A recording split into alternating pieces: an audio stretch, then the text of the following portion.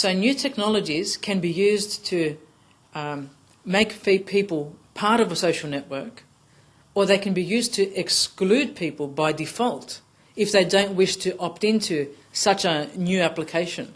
So this is quite normal in the new devices. You either upgrade and keep on with the Joneses and with everybody else upgrading and be part of the in crowd, the clique, or be left behind and live off the grid.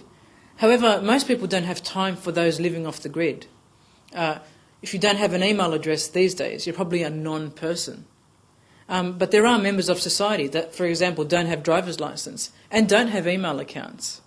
And these people are being left behind. They are fearful of the change that is occurring, and they are being somehow co-opted into having to change. You know, even if you're 65 and never driven before, get your license because it'll give you a passport, for example, if you want to go overseas. If you've never had an email address before and you don't see the use in having an email address, if you want to communicate with certain companies, you have to have one. Otherwise, you know, you're not on their radar. So we have a very hard time in dealing with exceptions. If I don't have an ID card, if I don't have an email address, if I don't have a mobile phone, if I don't have a Facebook account, then you may be well left behind. How do you, as a person living off the grid, deal with this scenario? Is there a manipulation of sorts by service providers?